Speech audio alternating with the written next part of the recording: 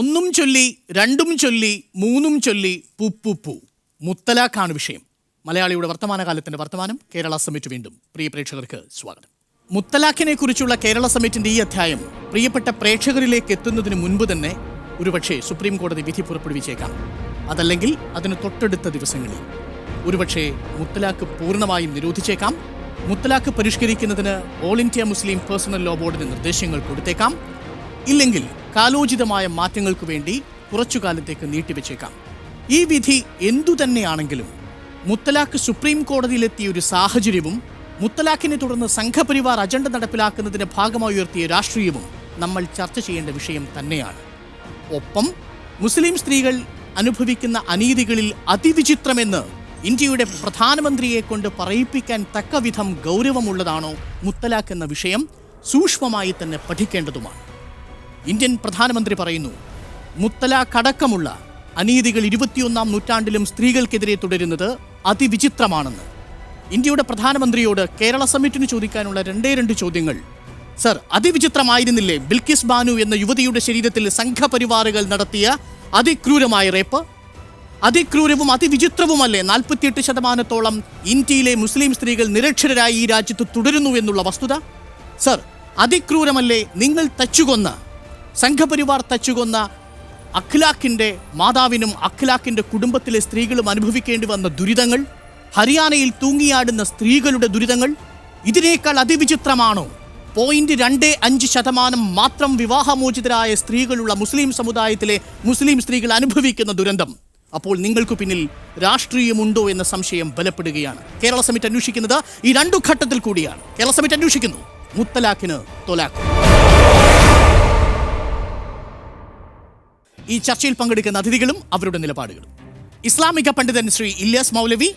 മുത്തലാഖ് എന്നത് ഇസ്ലാമിക ശരീഅത്ത് അനുവദിച്ചതോ പ്രോത്സാഹിപ്പിച്ചതോ ആയ ഒന്നിൻ്റെ പേരല്ല. പ്രോഗ്രസീവ് മുസ്ലിം ഫോറം പ്രവർത്തക ശ്രീമതി വി പി സുഹറ. മുത്തലാഖ് ഖുർആൻ വിരുദ്ധമാണ്, സ്ത്രീ വിരുദ്ധമാണ്, ഭരണഘടനാ വിരുദ്ധമാണ്. BJP കേന്ദ്ര കമ്മിറ്റി അംഗം ശ്രീ ചേറ്റൂർ ബാലകൃഷ്ണൻ മാസ്റ്റർ. 3 തലാഖും ചൊല്ലിക്കൊണ്ട് അവരെ നിരാലംബരാക്കുന്നത് ഒരു നിയമമുണ്ടെങ്കിൽ അതിനോട് യോജിക്കാൻ സാധിക്കില്ല. എഴുത്തുകാരനും രാഷ്ട്രീയ നിരീക്ഷകനുമായ ശ്രീ CK അബ്ദുൽ അസീസ്. കോടതിയെ ഇത്തരം കാര്യങ്ങളിൽ കടന്നു കയറാൻ അനുവദിക്കുന്നത് മുസ്ലിങ്ങളുടെ മറ്റു പല കാര്യങ്ങളിലും കടന്നു കയറാനുള്ള ഒരു സാഹചര്യത്തിന് വഴിയൊരുക്കലായിരിക്കും എന്നാണ് എനിക്ക് തോന്നുന്നത്. നിയമവിദ്യാർത്ഥി ശ്രീ അമീൻ ഹസൻ. ഹിന്ദു ഏക സിവിൽ കോഡ് നടപ്പാക്കാൻ ഭരണകൂടത്തെ ഉപയോഗപ്പെടുത്തിയിട്ടുള്ള ഒരു പ്രചാരണത്തിൻ്റെ ഭാഗമായിട്ടാണ് ഇപ്പോൾ നടക്കുന്ന മുത്തലാഖുമായി ബന്ധപ്പെട്ട രാഷ്ട്രീയത്തെ, സ്ത്രീകൾ അനുഭവിക്കുന്ന പ്രയാസങ്ങളെ മുഴുവൻ മതവ്യാഖ്യാനങ്ങളിലേക്ക് ചുരുക്കുന്നതിനെ ഞാൻ മനസ്സിലാക്കുന്നത്. അടുത്തിടെ മുത്തലാഖുമായി ബന്ധപ്പെട്ട വിഷയത്തിൽ മുത്തലാഖിനെതിരെ വിധി സമ്പാദിച്ച നിയമവിദഗ്ധൻ അഡ്വക്കേറ്റ് AP ഇസ്മയിൽ. മുസ്ലിം സമുദായം ഇത് കുറച്ചുകൂടെ ഇത്തരം കാര്യങ്ങൾ കുറച്ചുകൂടെ അതിവൈകാരികമായ തലത്തിൽ നിന്ന് മാറി കുറച്ച് യാഥാർത്ഥ്യ ബോധത്തോടു കൂടി ഈ കാര്യങ്ങൾ നോക്കിക്കാണേണ്ടതുണ്ട്.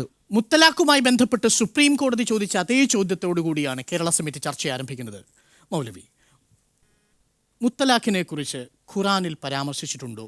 ഉണ്ടെങ്കിൽ അതെന്താണ്? ഖുർആനിൽ വിവാഹമോചനത്തെ സംബന്ധിച്ച് പറഞ്ഞിട്ടുള്ളത് വളരെ വ്യക്തമാണ്. അത്തലാഖു മറത്താൻ, തലാഖ് 2 ഘട്ടമായിട്ടാണ് എന്നാണ്.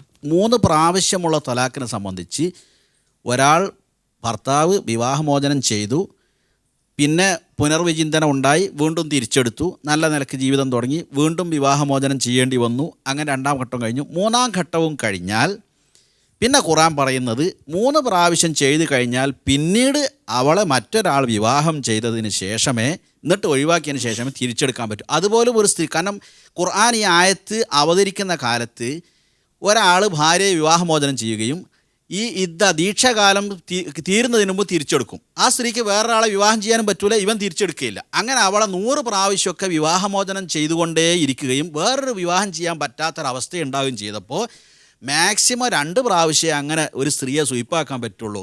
അവൾക്ക് വേണമെങ്കിൽ വേറൊരു വിവാഹം ചെയ്യാനുള്ള അവസരം നീയായിട്ട് നിഷേധിക്കരുത് എന്ന് പറഞ്ഞുകൊണ്ട് 3ാമത്തെ പ്രാവശ്യം ചെയ്താൽ മറ്റൊരാൾ വിവാഹം ചെയ്തതിന് ശേഷമേ ആദ്യ ഭർത്താവിന് അവളെ തിരിച്ചെടുക്കാൻ പറ്റുള്ളൂ എന്ന നിയമം. സംശയിച്ചു, ഈ ചടങ്ങ് കല്യാണം എന്ന് പിൽക്കാലത്ത് കുപ്രസിദ്ധമായത് ഇതാണോ?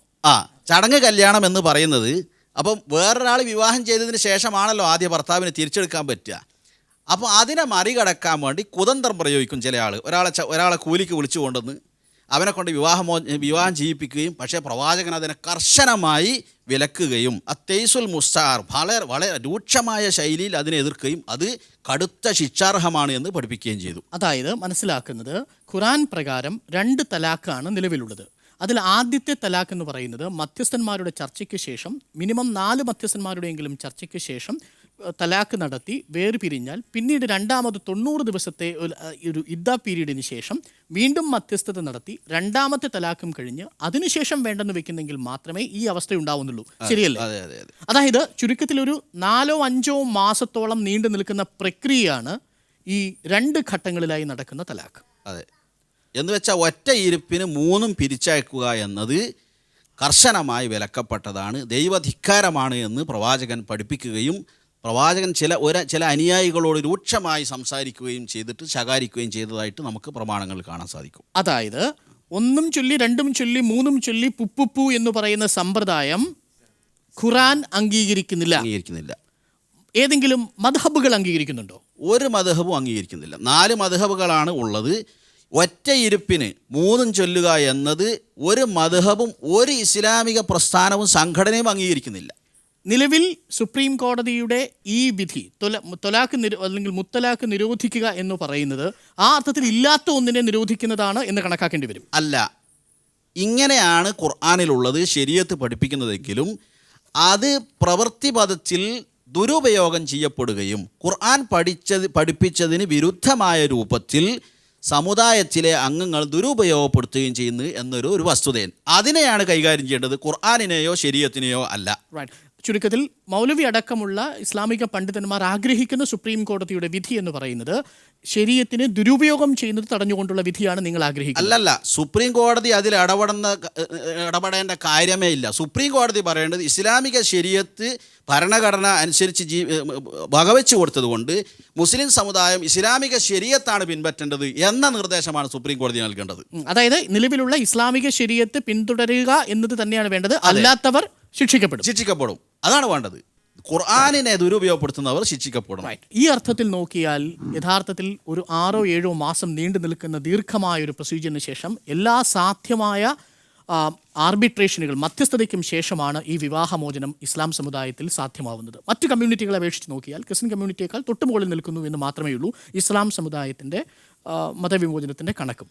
ആ അർത്ഥത്തിൽ അത് സ്ത്രീകൾക്കൊരു പരിരക്ഷ നൽകുന്നില്ലേ?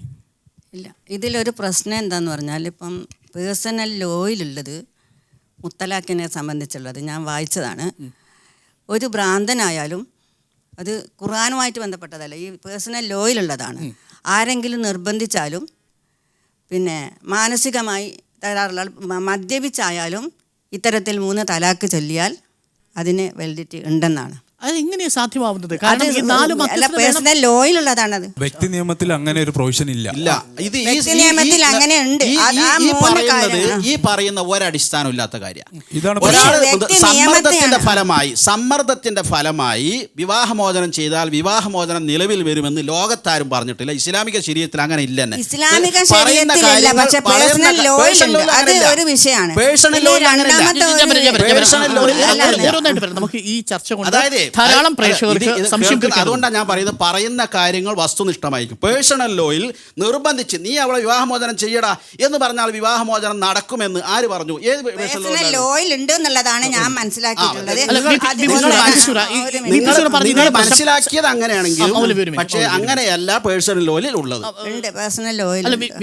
ഇത് പ്രേക്ഷകർ കണ്ടുകൊണ്ടിരിക്കുന്ന ഒരു കാര്യമാണ്. ഇത് പേഴ്സണൽ ലോയിൽ ഉണ്ടെങ്കിൽ ഗുരുതരമായ കുഴപ്പമാണ്. നിലവിൽ പേഴ്സണൽ ലോയിൽ എവിടെയാണ് വി പി സുഹറ പറഞ്ഞതുപോലെ ഈ 3 തലാഖും, അത് നിർബന്ധിച്ചാണെങ്കിലും മദ്യപിച്ചാണെങ്കിലും ഭ്രാന്തനാണെങ്കിലും ഇനി SMS-ലൂടെ പഴയ കാലത്തെ പോസ്റ്റ് കാർഡിലൂടെ മുത്തലാഖ് ചൊല്ലിയാൽ പിരിയുമെന്ന് പറഞ്ഞിരിക്കുന്നത്? വ്യക്തി നിയമത്തിൽ അവർ പറയുന്ന പോലത്തുള്ള ഒരു പ്രൊവിഷൻ ഞാനിതുവരെ കണ്ടിട്ടില്ല. അതേസമയം ശരിയാണ്, വ്യക്തി നിയമത്തിൽ തൊലാഖും മുത്തലാഖും അംഗീകരിക്കുന്നുണ്ട്. പക്ഷേ അതിനും 2002 ഷമീമാര കേസിനൊക്കെ ശേഷം, കാരണം വ്യക്തി നിയമം തന്നെ കോഡിഫൈഡ് അല്ലാത്തതുകൊണ്ട് കോടതി വിധികളിലൂടെ പരിഷ്കരിക്കപ്പെട്ടിട്ടുള്ളതാണ്. കൃത്യമായ ഗൈഡ് ലൈൻസ് സുപ്രീം കോടതിയുടെ ഭാഗത്തു നിന്ന് തന്നെ വന്നിട്ടുണ്ട്. അത് ഈ പറയുന്നത് പോലെ നിങ്ങൾ മുത്തലാഖാണ് ചെയ്യുന്നത് എങ്കിലും അതിനു മുമ്പ് വ്യക്തമായ മധ്യസ്ഥ ശ്രമങ്ങളും അനുരഞ്ജന ശ്രമങ്ങളും നടത്തി മാത്രമേ അത് ചെയ്യാവൂ. അല്ലാതെ സ്ത്രീ കോടതിയിൽ അതിനെ ചോദ്യം ചെയ്യുന്ന സാഹചര്യം ഉണ്ടായാൽ അതിൻ്റെ കാരണം ബോധ്യപ്പെടുത്തേണ്ടതും അനുരഞ്ജന ശ്രമങ്ങൾ നടന്നു എന്ന് ബോധ്യപ്പെടുത്തേണ്ടതും ബേർഡൻ ഓഫ് പ്രൂഫിൻ്റെ ബാധ്യത ഭർത്താവിനാണ്. ഈ പറഞ്ഞ രീതിയിൽ വ്യക്തി ഒരു നിയമത്തിലില്ല. നിലക്കും Right. നടക്കില്ല. ഇസ്മായിൽ, ഈ വ്യക്തി നിയമത്തിൽ ഇതില്ല എന്നുള്ളത് ഉറപ്പാണോ? ഇല്ല, വ്യക്തി നിയമത്തിൽ അങ്ങനെ ഒരിക്കലും പറയുന്നില്ല. പക്ഷേ വി.പി. സൂറ, ഞാൻ പറയാം ഒരു കാര്യം Advocate ആണ്. ഞാനത് ആഡ് ചെയ്യട്ടെ. വി.പി. സൂറ അത് അങ്ങനെ അവർക്ക് അങ്ങനെ ഒരു തെറ്റിദ്ധാരണ ഉണ്ടാവാനുള്ള ഒരു കാരണമുണ്ടായിരിക്കാം. അതെന്താ വെച്ചാൽ ഇത് വർഷങ്ങളായിട്ട് തുടർന്നു വരുന്നൊരു ചില പ്രത്യേക പിന്നെ ഈ കമ്മ്യൂണിറ്റിൻ്റെ ഇടയിൽ തുടർന്നു വരുന്ന ഒരു കസ്റ്റം ഉണ്ടായിരുന്നു. ഒന്നുകൂടി അത് നമ്മുടെ വ്യക്തമാക്കിക്കോട്ടെ. ഇസ്മായിൽ, സ്പെസിഫിക് മോർ ഒന്നുകൂടെ പറയാം. അതായത് ഇത് ഇപ്പോൾ പിന്നെ ഷാബ ഖാലിഖ് എന്ന് പറഞ്ഞ കേസിൽ 2004 യു പിയിലെ ഒരു പെൺകുട്ടി, അവരുടെ ഹസ്ബൻഡ് ഇത് പെട്ടെന്നുണ്ടായ ഒരു വിഭ്രാന്തിയുടെ ദേഷ്യത്തിൻ്റെ പുറത്ത് അർദ്ധരാത്രി അവർ തമ്മിലുണ്ടായ സംഭാഷണത്തിൽ വളരെ പ്രൊവോക്ഡ് ആവുകയും ഈ SMS-ലൂടെ തലാഖ് എന്ന് ഉച്ചരിക്കുകയും ചെയ്തു. അങ്ങനെ ഈ ഇത് തലാഖായി മാറിയെന്ന് വ്യാപകമായി പ്രചരണം നടന്നു. ആ ഉത്തർപ്രദേശിലൊക്കെ ഉള്ള, കേരളത്തിലെ പോലെയല്ല, കേരളത്തിലെ മുസ്ലിം പിന്നെ പുരോഹിതന്മാരൊക്കെ കുറച്ചുകൂടെ യാഥാർത്ഥ്യബോധത്തോടുകൂടിയും പക്വതയോടെയും കൂടി ചിന്തിക്കുന്നതാണ്. പക്ഷേ നിർഭാഗ്യവശാൽ ഉത്തരേന്ത്യയിലെ ചില പണ്ഡിതന്മാർ ഇത് തലാഖാണ് എന്നുള്ളതും ഇത് തിരിച്ചെടുക്കാൻ സാധിക്കുകയില്ല എന്നുള്ളതും പറഞ്ഞുകൊണ്ട് രംഗത്ത് വരികയും സമീപകാലത്ത്, നേരത്തെ അമീൻ സൂചിപ്പിച്ചതുപോലെ, സമീപകാലത്ത് ഷമീമാര കേസ് വരെയുള്ള കാലഘട്ടം വരെ ഇത് ഇന്ത്യയിലെ ജുഡീഷ്യറിയും തങ്ങൾ ഈ കാര്യത്തിൽ നിസ്സഹായരാണ് എന്നുള്ള നിലപാട് സ്വീകരിച്ചു പോരുന്നു. ഇസ്മായിലിൻ്റെ ഒരു പ്രശ്നം ചോദിച്ചോട്ടെ. 4 മത്ലബുകളിൽ പറഞ്ഞിട്ടില്ല, ഖുറാനിൽ പറഞ്ഞിട്ടില്ല, മറ്റ് ഒരു ഹദീസിലും പറഞ്ഞിട്ടില്ല. പിന്നീട് ഇത് എവിടെ നിന്നാണ്? ഇന്ത്യയിലെ തന്നെ പ്രബല വിഭാഗമായ ഹനഫി വിഭാഗത്തിൽ പോലും 3 തലാഖ് പറഞ്ഞാൽ 1 തലാഖേ ആവുന്നുള്ളൂ എന്നാണ് ഞാൻ മനസ്സിലാക്കുന്നത്, അവരുടെ വിശ്വാസം പോലും. പിന്നെ എങ്ങനെയാണ് ഈ ചില ഉത്തരേന്ത്യയിലെ ആളുകൾക്ക്, മഹല്ലുകൾക്ക് മാത്രം ഇത് ബാധകമാകുന്നത്? അതായത് ഇസ്ലാമിക കർമ്മശാസ്ത്ര പ്രകാരം എൻ്റെ പരിമിതമായ അറിവ് വെച്ചിട്ട് ഞാൻ പറയുകയാണ്. അതായത് പിന്നെ എന്ത് പ്രവർത്തികൾക്ക് പിന്നിലും ഒരു ഇൻറ്റൻഷൻ ഉണ്ടായിരിക്കണം. അത് ഈ ഇന്ത്യൻ നിയമത്തിലും ഇൻറ്റൻഷൻ വലിയ ഘടകമാണ്. മെൻസ് റിയ എന്ന് ഞങ്ങൾ അഭിഭാഷകർ ഉപയോഗിക്കുന്ന പദമാണത്. അപ്പോൾ പിന്നെ ഇത് ഇസ്ലാമിക ഇന്നമൽ അമാലു ബിന്നിയാത്ത് എന്നാണ് പറഞ്ഞിട്ടുള്ളത്. അപ്പോൾ പക്ഷേ ഇത്തരം കാര്യങ്ങളെ പിന്നെ അതിവൈകാരിക, ഞാൻ നേരത്തെ സൂചിപ്പിച്ചതുപോലെ ശ്രീ അരുൺ, അതിവൈകാരിക തലത്തിൽ പലപ്പോഴും മുസ്ലിം സമുദായത്തിലെ നിർഭാഗ്യവശാൽ ചില പണ്ഡിതന്മാർ കാണുകയും ഇതിനെ ഒരു മുസ്ലിം നിയമങ്ങൾക്ക് അല്ലെങ്കിൽ ഇസ്ലാമിക നിയമങ്ങൾക്ക് പേർപ്പസീവ് ഇൻ്റർപ്രിട്ടേഷൻ നൽകാതെ വരികയും ചെയ്തുകൊണ്ട് സംഭവിക്കുന്ന ചില ട്രാജഡികളാണ്. സുപ്രീം കോടതിയുടെ പരിഗണനയ്ക്കെത്തിയ തലാഖിന് പിന്നിൽ അനാവശ്യ വിവാദങ്ങളുണ്ടോ എന്നാണ് കേരള സമിതി അന്വേഷിക്കുന്നത്. മുത്തലാഖിനു തലാഖോ ഇടവേളയ്ക്ക് ശേഷം തുടരും. മുത്തലാഖിനു തലാഖോ കേരള സമിതി തുടരുന്നു. 4 വർഷം മുമ്പ് ഞങ്ങൾക്ക് തന്നെ വന്നൊരു കേസായിരുന്നു. കാരണം മദ്യപിച്ച് ഒരു വ്യക്തി, അയാളുടെ ഒപ്പില്ല, ഒന്നുമില്ല, ഞാൻ ഈ സ്ത്രീയെ, ജമീല എന്ന സ്ത്രീയെ മൊഴി ചെല്ലുന്നു എന്ന് പറഞ്ഞിട്ട് ഒരു പെൺകുട്ടീൻ്റെ കയ്യിൽ പള്ളിയിലേക്ക് കൊടുത്തയക്കുകയും അവിടുന്ന് പിന്നെ ഈ 3 മക്കളുള്ള 3 പെൺകുട്ടികളുടെ സ്ത്രീയെ ഊരുവിലക്കുകയും ചെയ്ത സംഭവം ഞങ്ങൾ ഏറ്റെടുക്കുകയും ഒരുപാട് പ്രശ്നങ്ങളൊക്കെ ഉണ്ടാക്കുകയൊക്കെ ചെയ്ത ഒരു സംഭവമാണ്. അപ്പോൾ ഈ മദ്യപിച്ചിട്ട് ചെല്ലിയ മൊഴി എങ്ങനെയാണ് അതിനൊരു വില ഉണ്ടാകും? അത് ഏത് മഹലിന്റെ കീഴിൽ അല്ലെങ്കിൽ ഏത് സെക്ടിന്റെ കീഴിലാണ്? കൊടുവള്ളിയിലാന്ന് തോന്നുന്നു. കൊടുവള്ളി ആ ഭാഗത്ത് നിന്ന്, ഏത് മഹല്ലാന്ന് എനിക്ക് ഓർമ്മയില്ല ഇപ്പോൾ. അവിടെ ഞങ്ങളൊക്കെ പോവുകയും മഹല്ല് കമ്മിറ്റിയോട് ഇസ്ലാമിക പണ്ഡിതന്മാർ എന്താണ് ആ കാര്യത്തിൽ? പണ്ഡിതന്മാർ അതാണ് പറയുന്നത്, അയാൾ ചൊല്ലിപ്പോയി ഇനി ഇരിക്കാൻ പാടില്ല. പിന്നെ സ്വപ്നത്തില് മൗലവി, ഇതാണ് പ്രധാനപ്പെട്ട പ്രശ്നം. അതായത് നമ്മൾ നിലവിൽ ഖുറാനെ ഇവിടെ നിർവചിച്ചു, മൗലവി പറഞ്ഞതുപോലെ വളരെ കൃത്യമായി നിർവചിച്ചിട്ടുണ്ട്. ഇത്രയും വലിയ പ്രോസസ്സിലൂടെ കടക്കേണ്ട ഒന്ന് 3 തവണ ചൊല്ലിക്കഴിഞ്ഞാൽ കഴിഞ്ഞു എന്ന് പറയുന്നത് എന്ത് ശാഠ്യമാണ്? ഈ മദ്യപിച്ചു എന്നൊക്കെ പറയുന്നത്, മദ്യപിച്ചത് കൊണ്ട് മാത്രം ഒരാളുടെ സമനില തെറ്റിക്കൊള്ളണമെന്നില്ല. ദേഷ്യം പിടിക്കാതെ ഒരാൾ തൻ്റെ ഭാര്യയെ വിവാഹമോചനം ചെയ്യുകയുമില്ല. നല്ല സൗഹൃദാന്തരീക്ഷത്തിൽ നിൽക്കുമ്പം ഭർത്താവ് ഭാര്യയെ വിവാഹമോചനം ചെയ്യുകയില്ല. ഇവിടെ പ്രശ്നം എന്താണെന്ന് വെച്ചാൽ, പേഴ്സണൽ ലോയിൽ ഒരു കാര്യമുണ്ട്, അത് ഇവർ പറഞ്ഞത് ശരിയാണ്. അതായത് ഒറ്റ ഇരിപ്പിന് 3 ചൊല്ലിയാൽ ആ തൊലാക്ക് 3 കൂട്ടും എന്നാണ് പേഴ്സണൽ ലോയിലുള്ളത്. അതെങ്ങനെ ശരിയാണ്? അതുകൊണ്ടാണ്, അത് ഖുർആൻ പഠിപ്പിച്ചതല്ല, പ്രവാചകൻ പഠിപ്പിച്ചതല്ല, പക്ഷേ 3 സംഭവിക്കും എന്ന ഒരു ക്ലോസ് അതിലുണ്ട്. ഇത് ഏത് സെക്റ്റിനെ അധികരിച്ചാണ് ഇസ്ലാമിക് പേഴ്സണൽ ലോയിൽ വന്നത്?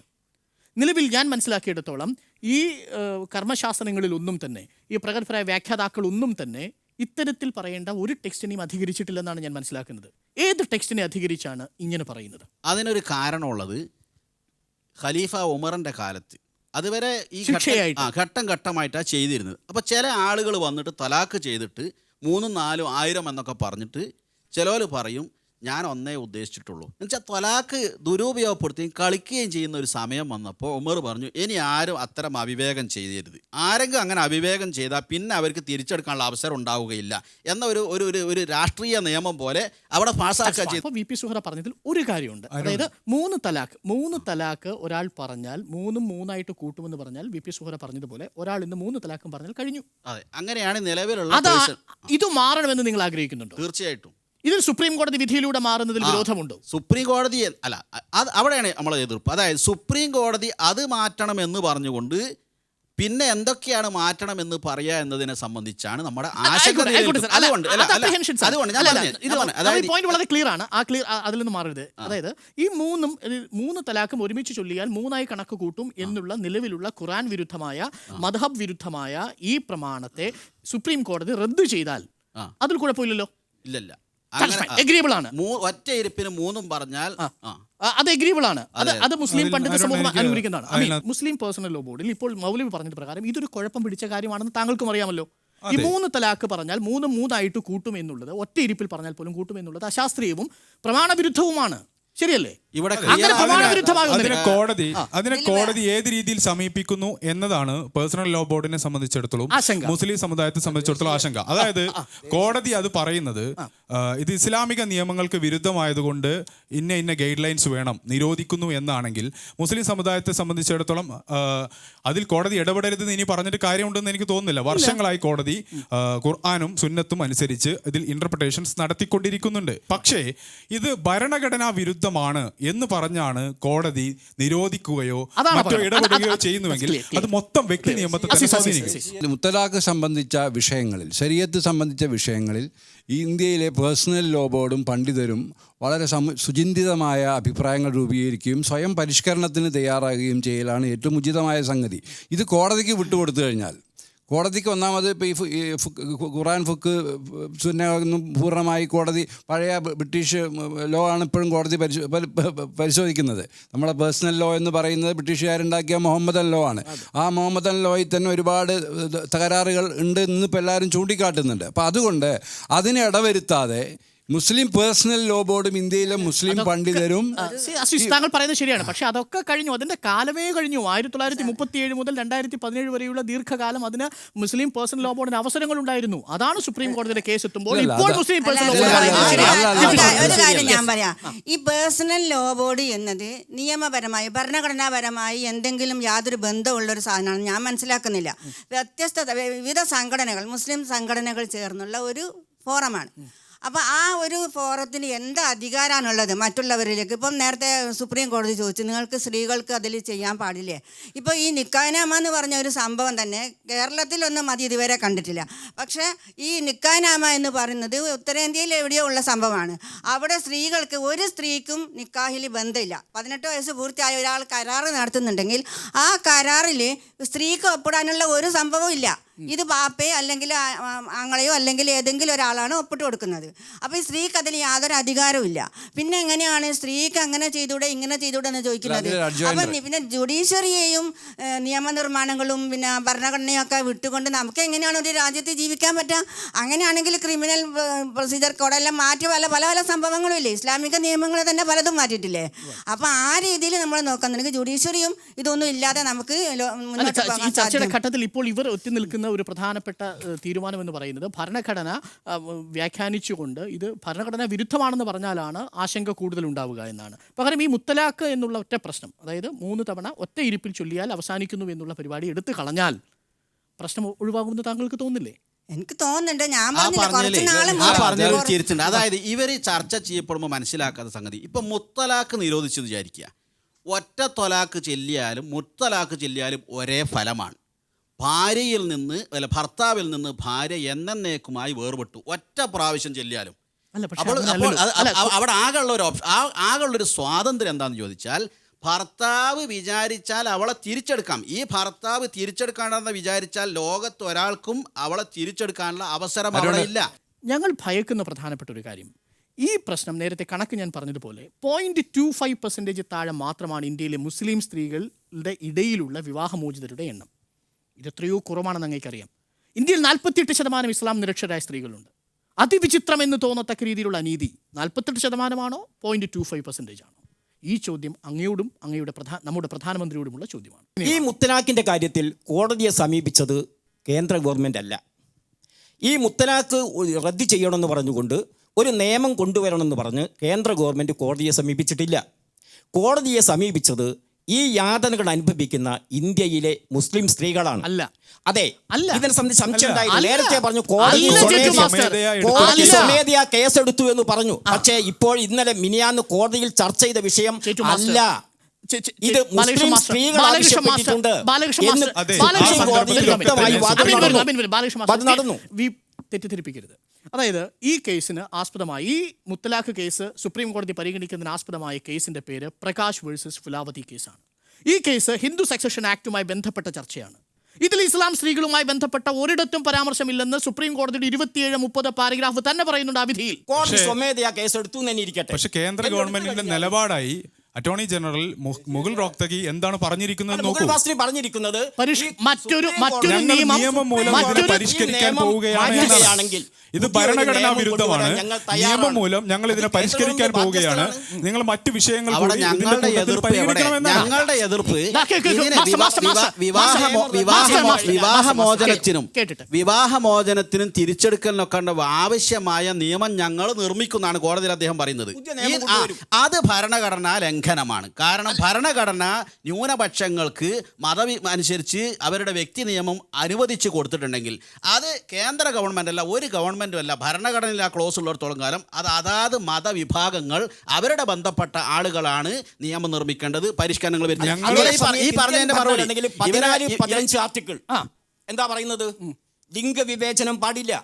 ഇന്ത്യയിലുള്ള മുഴുവൻ ആളുകൾക്കും സ്ത്രീ പുരുഷ സമത്വം 14-15 പറയുന്നില്ലേ? അപ്പോൾ അതിൽ ഈ മുസ്ലിം സ്ത്രീകൾക്ക് ബാധ്യതയില്ല. ശബരിമലയിലും ബാധകമല്ലേ സാർ? ശബരിമലയിൽ യാതൊരു പ്രശ്നമില്ല. ശബരിമലയിൽ ഒരു പ്രശ്നമില്ല. സ്ത്രീ അവർക്ക് ഋതുമതിയായ സമയത്ത് പോകാമെന്ന് പറഞ്ഞാൽ അനുവദിക്കാമെന്ന് അവർ പറയുന്നുണ്ട്. വിശ്വാസിയായ സ്ത്രീ പറയണം, സ്ത്രീകളല്ല പറയേണ്ടത്. വിശ്വാസികളായ സ്ത്രീകൾ ശബരിമലയിൽ പോകാൻ ഞങ്ങൾക്ക് താല്പര്യമുണ്ട് എന്ന് പറഞ്ഞാൽ അനുവദിക്കാമെന്ന് അതിന്റെ സംഘാടകർ പറഞ്ഞല്ലോ. ഒരുപാട് കൊലാഹലങ്ങൾ മുത്തലഖിന്റെ കാര്യത്തില് ഇവിടെ കേന്ദ്ര ഗവൺമെന്റ് നരേന്ദ്രമോദി അല്ലെങ്കിൽ ഇവിടെ സംഘപരിവാർ എന്ന അജണ്ടയിലേക്ക് വലിച്ചഴിക്കേണ്ടതില്ല. ലോക രാഷ്ട്രങ്ങളിൽ, മുസ്ലിം രാഷ്ട്രങ്ങളിൽ പോലും മുത്തലാഖ് നടപ്പിലാക്കുന്നില്ല. ഇവിടെ ചുരുങ്ങിയ ശതമാനത്തിന് വേണ്ടി ഇവിടത്തെ വിവാഹം ചെയ്ത് മോചനം നേടിയ സ്ത്രീകൾക്ക് സുരക്ഷ നൽകുന്നതിന് വേണ്ടി ഒരു ബില്ല് വേണ്ടതുണ്ട്. അഖിലാഖിന്റെ ഭാര്യയ്ക്ക് ആര് സുരക്ഷ കൊടുക്കും? അല്ല, അത് കോടതിയായിട്ട് ബന്ധപ്പെട്ട് ചെയ്യേണ്ടതാണ്. ഇവിടെ പല സ്ത്രീകൾക്കും ഈ വിഷയം വന്നിട്ടുണ്ട്. ഇവിടെ അപ്പൊ ഇവിടെ ഈ സ്ത്രീകൾക്ക് ഈ രീതിയിൽ വിഷയം വരുന്നത് ഇതൊരു നിയമത്തിന്റെ പുറകിലല്ല. ഇവിടുന്ന് ഏതെങ്കിലും മഹലില് പ്രഖ്യാപിക്കുന്ന നിയമങ്ങള്, അവിടുത്തെ ബൂർഷ തീരുമാനിക്കുന്ന നിയമങ്ങള്, ആ രീതിയിൽ നിയമങ്ങൾ പാടില്ല. ഒരു മുസ്ലിം സ്ത്രീ ആയിരുന്നു. ഇന്ത്യയിൽ ഏറ്റവും കൂടുതൽ മുസ്ലിങ്ങൾ മെമ്പർഷിപ്പ് എടുത്തത് BJP-യിലാണ്.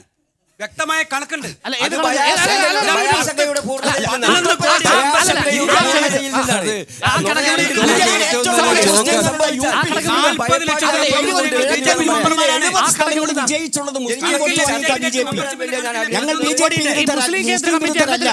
മുസ്ലിം കേന്ദ്ര കമ്മിറ്റി അംഗത്തിലുള്ള BJP കേന്ദ്ര കമ്മിറ്റി അംഗത്തിലുള്ള മുസ്ലിം സ്ത്രീയുടെ പേര് പറഞ്ഞേ. എത്രയോ സ്ത്രീകൾ പേര് പറയാൻ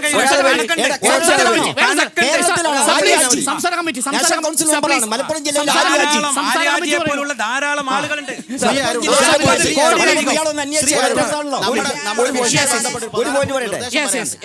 ഈ ചർച്ചയുമായി ബന്ധപ്പെട്ട് FB ലൈവിന് പോയപ്പോൾ നിരവധി സംശയങ്ങൾ ലഭിച്ചു. അതിലെ പ്രധാനപ്പെട്ട സംശയങ്ങളിലൊന്ന് ഇതൊരു സംഘപരിവാറിന്റെ അജണ്ട സുപ്രീം കോടതി വഴി ഒളിപ്പിച്ച് കടത്തുകയാണോ എന്നുള്ളതാണ്. സുപ്രീം കോടതിയോടുള്ള എല്ലാ ആദരവും നിലനിർത്തിക്കൊണ്ട് തന്നെ ഇങ്ങനെയൊരു രാഷ്ട്രീയ സംശയം ഉണ്ടാകുന്നതിന് കാരണങ്ങളില്ലേ? ഇടവേളയ്ക്ക് ശേഷം മുത്തലാഖിന് തൊലാഖോ എന്നാണ് കേരള സമിറ്റ് അന്വേഷിക്കുന്നത്. 1955 മുസ്ലിം ഹിന്ദു നിയമങ്ങളിൽ പരിഷ്കരണങ്ങൾ ഉണ്ടായപ്പോൾ ഇത് മുസ്ലിം സ്ത്രീകളിൽ നിന്ന് വ്യത്യസ്തമാണ് എന്ന് പറഞ്ഞപ്പോൾ പേഴ്സണൽ ലോ എന്ന് പറയുന്നത് ഡിസ്ക്രിമിനേഷൻ, അതായത് ആർട്ടിക്കിൾ 14 അനുവദിക്കുന്ന ഇക്വാലിറ്റിയിൽ എക്സെപ്ഷൻ കൊടുക്കുന്ന ഡിസ്ക്രിമിനേഷന് അനുവദനീയമാണ് എന്ന് കോടതികൾ പേഴ്സണൽ ലോ പ്രകാരം അതാത് കമ്മ്യൂണിറ്റികളിൽ മാത്രമായി റിഫോമുകൾ കൊണ്ടുവരാമെന്നും അത് ഈക്വൽ അല്ല എന്ന് പറയേണ്ടുന്ന കാര്യമില്ല എന്ന് പറഞ്ഞിട്ടുണ്ട്. ഒന്ന്. രണ്ട്, ഇക്കാര്യത്തിൽ നിയമം കൊണ്ടുവരുമെന്ന് ഇന്നലെ കേന്ദ്ര സർക്കാർ പറഞ്ഞതല്ല. നേരത്തെ തന്നെ മുസ്ലിം സമുദായത്തിൻ്റെ താല്പര്യത്തിന് എതിരാകുമെന്ന് ഉറപ്പുള്ള തരത്തിൽ അവരെ വിശ്വാസത്തിൽ എടുക്കാതെ ഒരു കമ്മീഷനെ നിയോഗിക്കുകയും പഠിക്കാൻ തീരുമാനിക്കുകയും ചെയ്യുന്ന സാഹചര്യം നാട്ടിൽ നിലനിൽക്കുന്നുണ്ട്. ബാലകൃഷ്ണ മാസ്റ്റർ പറയാൻ ഉദ്ദേശിക്കുന്ന പോലെ ഒരു പ്രധാനപ്പെട്ട കാര്യമുണ്ട്. എന്തിനിങ്ങനെ ഒരു ഇട കൊടുത്തു? മുത്തലാഖിന്റെ വിഷയത്തിൽ പേഴ്സണൽ ലോ ബോർഡിന്റെ മുമ്പിൽ സ്ത്രീകൾ വളരെ കാലം മുമ്പ് തന്നെ പരാതിയുമായിട്ട് രംഗത്തിറങ്ങിയിരുന്നു. എൻ്റെ അറിവ് ശരിയാണെങ്കിൽ ഒരു 10-15 കൊല്ലം മുമ്പ് പരാതികളുണ്ടായിരുന്നത്. അപ്പൊ അന്ന് ഇതിനെ അന്ന് ഈ വിഷയത്തെ പേഴ്സണൽ ലോ ബോർഡ് അവഗണിച്ചു എന്നുള്ളത് സത്യമാണ്. അത് നമ്മൾ അംഗീകരിക്കണം. നമുക്കറിയാം, പിന്നെ BJP അധികാരത്തിൽ വന്നതിന് ശേഷം ഉണ്ടായ ദൗർഭാഗ്യകരമായ പല സംഭവങ്ങളും ഉണ്ട്. അതൊക്കെ നമുക്കറിയാവുന്ന കാര്യങ്ങളാണ്. പക്ഷെ ഇപ്പൊ ഈ മുത്തലാഖുമായി ഇതുമായി കൂട്ടികൾ എടുക്കുന്ന എന്തിനാണെന്നാണ് എനിക്ക് മനസ്സിലാവാത്തത്. കാരണം നിങ്ങൾക്ക് യഥാർത്ഥത്തിലുള്ള വിശ്വാസം ഈ ഇരിക്കുന്ന മൗലവിയെ പോലെയുള്ള പണ്ഡിതന്മാരടങ്ങുന്ന മഹല്ലുകളെയാണോ, അതല്ല ഇപ്പോൾ കോടതിയിൽ നമ്മളുടെ സർക്കാരിന്റെ നിലപാട് അറിയിക്കുന്ന സർക്കാരിന്റെ ഈ നിലപാടുകളെയാണോ വിശ്വാസം? സർക്കാരിന്റെ നിലപാട് എന്നല്ല, സുപ്രീം കോടതി എന്ന് പറയുന്നത് ഒരു ഭരണഘടന, നമ്മുടെ രാജ്യത്തിന്റെ ഒരു പ്രധാനപ്പെട്ട ഒരു സംഭവമാണ്. ഈ മുത്തലാഖ് അല്ല, സുപ്രീം കോടതിയെ എനിക്ക് വിശ്വാസമുണ്ട്. ഇപ്പം ഞാൻ പറഞ്ഞില്ലേ, നേരത്തെ പറഞ്ഞതുപോലെ BJP അധികാരത്തിൽ വന്നതിന് ശേഷം അവരുണ്ടാക്കുന്ന നിയമം എന്തായിരിക്കും എന്നുള്ള ആശങ്ക എനിക്കുണ്ട് ആ നിയമത്തെക്കുറിച്ച്. പക്ഷേ സുപ്രീം കോടതിയിലെ എനിക്ക് വിശ്വാസമൊന്നുമില്ല. കാരണം സുപ്രീം കോടതിയെ സംബന്ധിച്ചിടത്തോളം BJP ഉണ്ടാക്കുന്ന നിയമം ഒരിക്കലും ന്യൂനപക്ഷങ്ങൾക്കെതിരായിരിക്കില്ല, മുസ്ലിം സ്ത്രീകൾക്കെതിരായിരിക്കില്ല. കാരണം ഈ രാജ്യത്ത് എല്ലാ ജനങ്ങളും, ഇപ്പം ലോകത്തിലുള്ള മുസ്ലിങ്ങൾ ഇപ്പം ഏറ്റവും കൂടുതലുള്ളത് ഒന്ന് ഇന്തോനേഷ്യയിലും ഒന്ന് ഇന്ത്യയിലുമാണല്ലോ. സൗദി അറേബ്യയിൽ പോലും അല്ല, അല്ലെങ്കിൽ ഇസ്ലാമിക രാജ്യത്ത് പോലും, ഇസ്ലാമിക രാജ്യങ്ങൾ അങ്ങനെയാണെങ്കിൽ എനിക്ക് പറയാനുള്ളത്, കേന്ദ്രം ഭരിക്കുന്ന ഒരുപാട് സ്റ്റേറ്റുകൾ ഭരിക്കുന്ന BJP അത്ര ജനക്ഷേമകരമായ സ്ത്രീകളോടുള്ള താല്പര്യം ആണെങ്കിൽ മദ്യം നിരോധിക്കൂ നിങ്ങൾ ഇന്ത്യയിൽ. ഭരണഘടനയിലുള്ള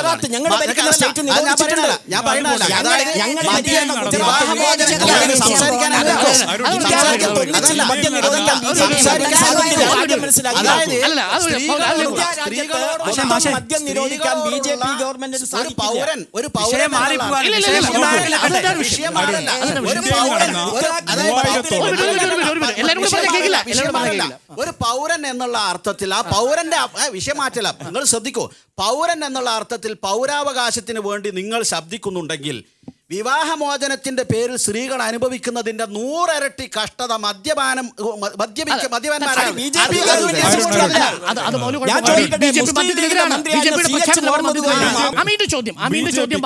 മുസ്ലിം സ്ത്രീകളുമായി ബന്ധപ്പെട്ട വിമോചനമാണ് പ്രശ്നമെങ്കിൽ ഇന്ത്യയിൽ നടന്ന 3000-ഓളം മുസ്ലിം വിരുദ്ധ കലാപങ്ങളിലെ ആദ്യത്തെ ഇര മുസ്ലിം സ്ത്രീകളാണ്.